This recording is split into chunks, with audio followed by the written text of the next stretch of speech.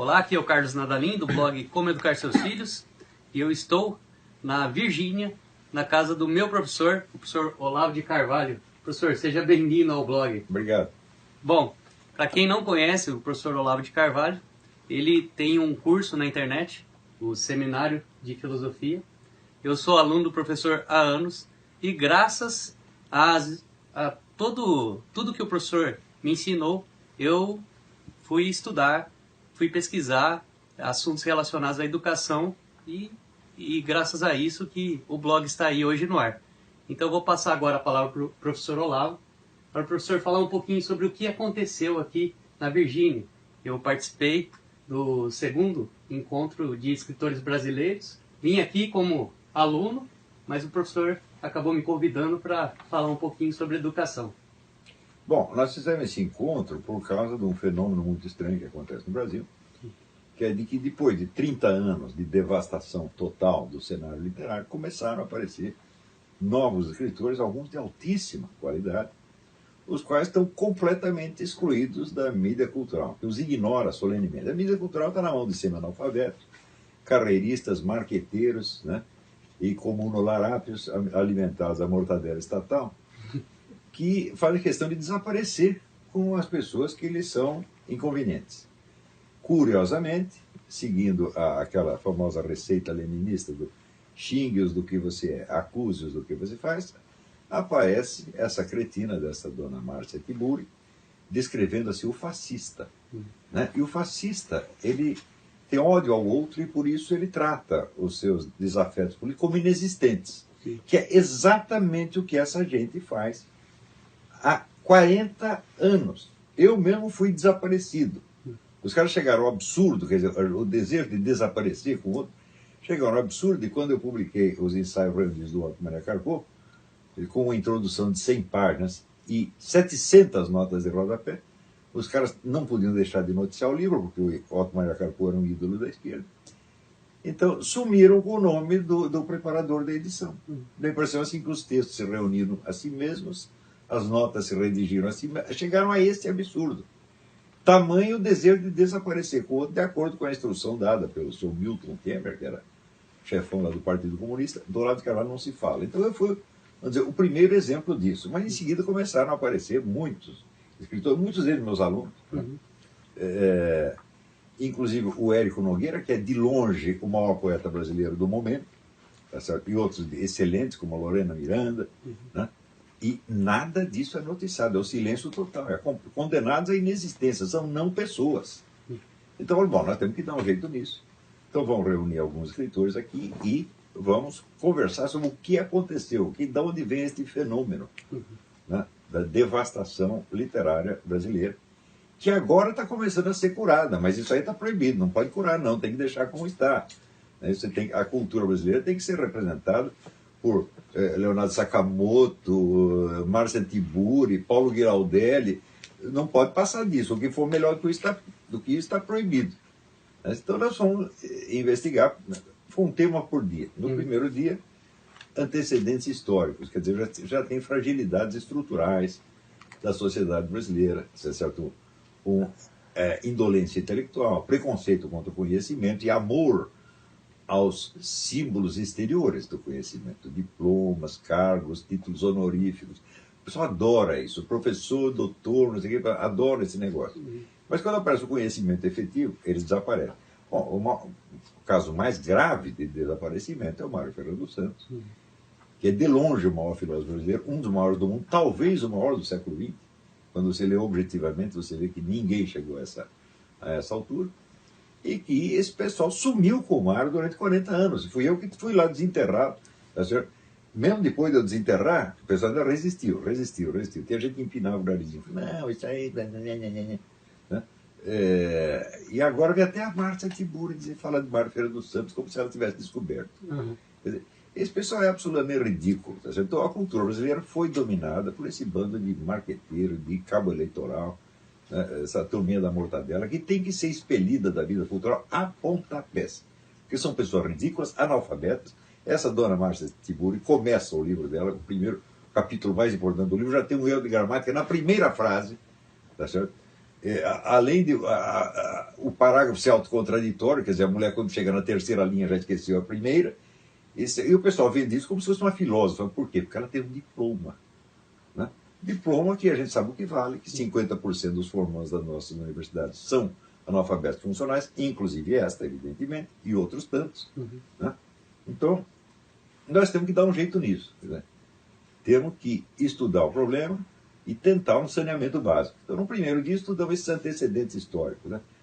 O preconceito contra o conhecimento, que já vem Esse está documentado no começo do século XX, o Lima Barreto já documentou aquela história das mulheres que vê a biblioteca do Major Quaresma pela janela e pergunta assim, mas para que tanto livro se ele não é nem bacharel? Essa mentalidade ainda está igualzinha. Nos anos 60, 70, parecia que essa coisa bacharelesca tinha sido superada. Depois, com essa ascensão do PT, o negócio voltou com a corda toda. Se bem que a exigência de diploma é seletiva, vale para o Olavo de Carvalho, mas não vale para o Milton Santos, né? Não vale nem para o Lula, aliás. No segundo dia, então, estudamos o problema que é da sua área, que é um dos métodos de alfabetização introduzidos por esta mesma turma esquerdista nos anos 70, 80, a negócio de sócio-construtivismo, etc., que cria deficiências estruturais de leitura que não curam nunca mais. O sujeito chega aos 40, 50 anos, publica livros e ainda é um analfabeto funcional, não compreende sequer o que ele próprio escreve. É um negócio absolutamente desesperador. Então, se você, ao contrário, você enerva o seu filho, você estupora os nervos da criança, gritando, tendo ataque histérico, etc., você está formando outro histérico. Mas ele vai te devolver.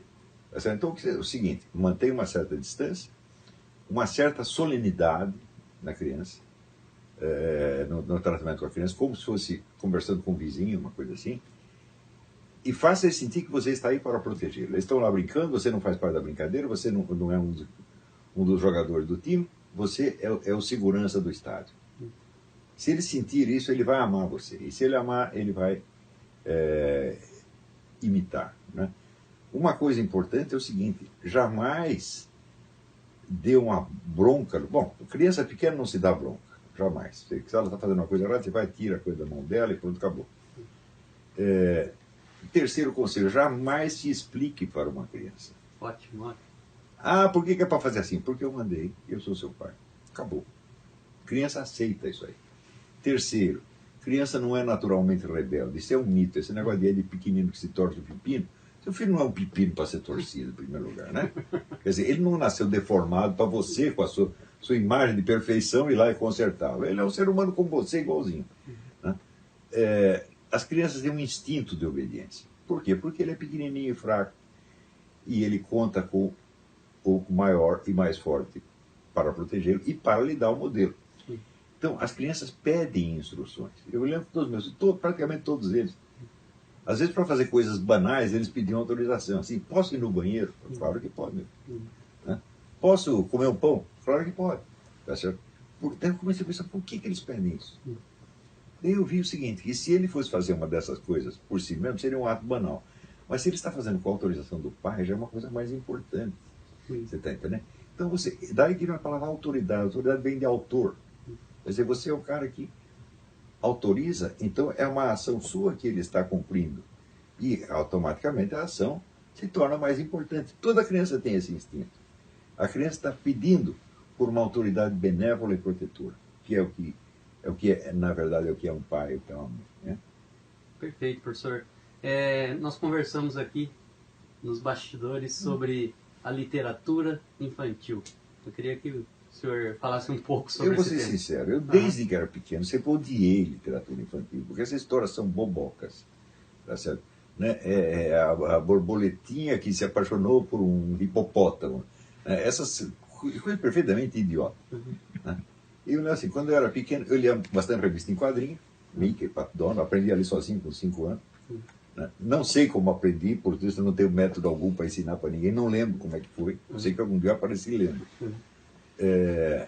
E as coisas que me interessaram, por exemplo, o Tesouro da Juventude me interessava, porque me dava informação, me abria uma perspectiva para o mundo e falava de coisas interessantes. Né? Eu lancei o primeiro livro que eu me apaixonei na minha vida, era um livro que se chamava O Caçador. o autor chamado John Hunter, o livro The Hunter, o autor chamado John Hunter, e é uma história real.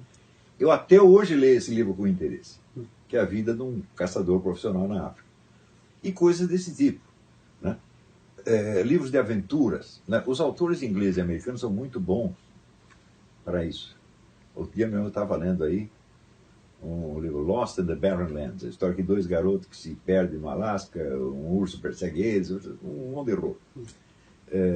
Quando era moleque eu li o Rafael Sabatini, Capitão Blood, né? Interessantíssimo, Sherlock Holmes, essas coisas me interessavam. Agora, a literatura infantil do Monteiro Lobato eu nunca consegui ler, porque aquilo ali era uma coisa boboca, tá certo? Com, vamos dizer, um mundo totalmente fictício, coisas que não vão acontecer, são inteiramente absurdas, tá certo? E eu acho que a literatura é para abrir a imaginação para o possível, não para qualquer idiotice arbitrária que você invente.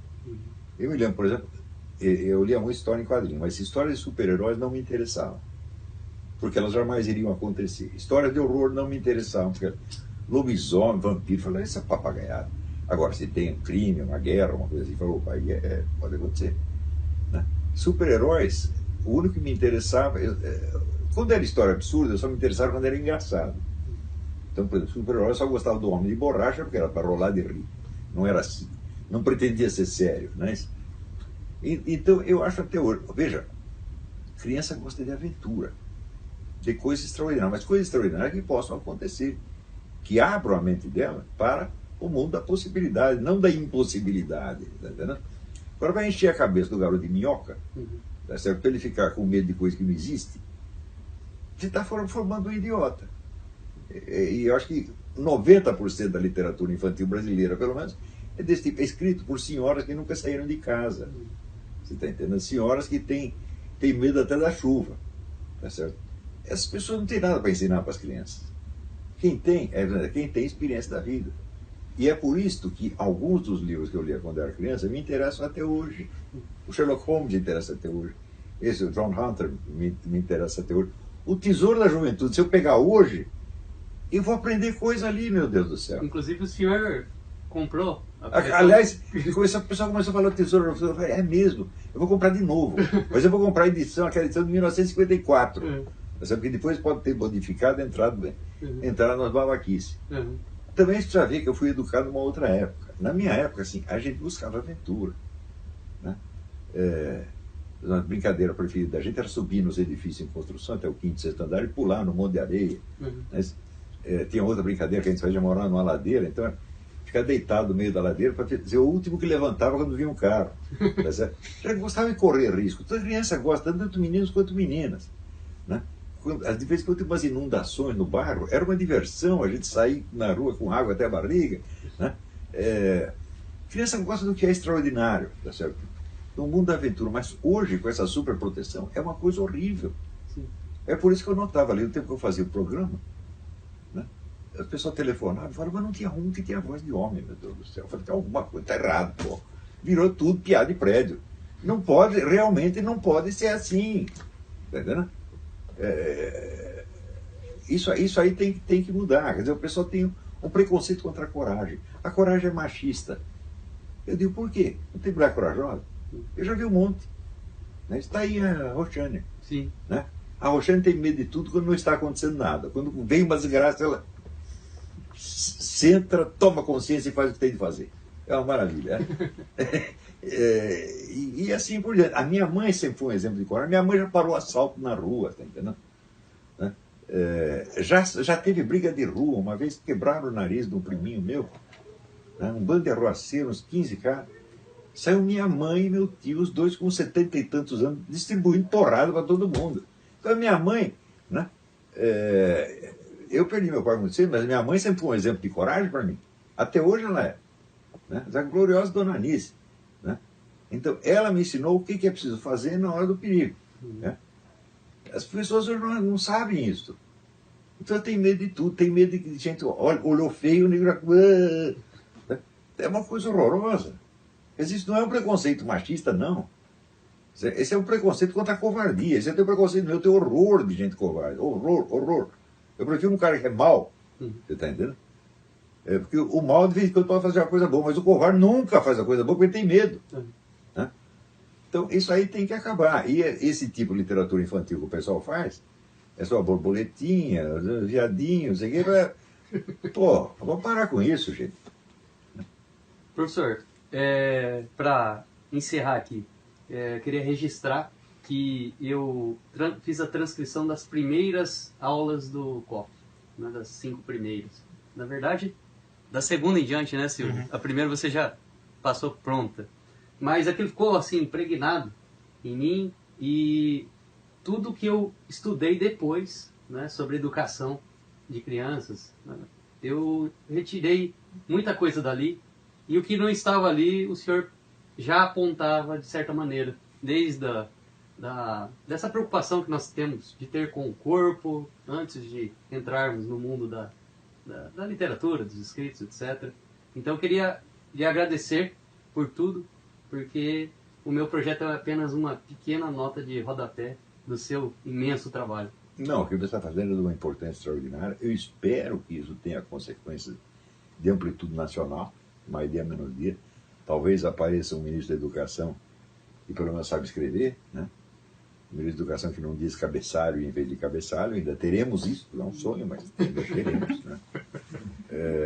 E quando tiver, que esses métodos sejam aproveitados em escala nacional, porque é óbvio, eles funcionam e o resto não funciona. O resto funciona ao contrário. Né? Você teve a oportunidade de assistir alguns vídeos das crianças na escola? É muito impressionante, aquelas criancinhas pequenininhas, tudo falando latim. Uhum. Né? Sabe latim mais do que na minha época os garotos de ginásio, 14, 15 anos, sabiam. Né? E hoje quem sabe latim? Pega aí esses filosofinhos que tem aí, Paulo Giraldelli, o pessoal, Nossa Tibúria, dá um texto latino para eles lerem. O pessoal, quando eu fiz mestrado em educação, criticando, né, a escolástica e tal, não tinha um ali que... Mas que escolástica? Ele não sabe o que é escolástica? Meu Deus do céu! Está exigindo muito, né? Com certeza. Professor, muito obrigado então mais uma vez. É um grande prazer. Por tudo. Volte sempre. E voltarei com certeza. Tá bom. Então é isso, pessoal. Fique com Deus e até a próxima.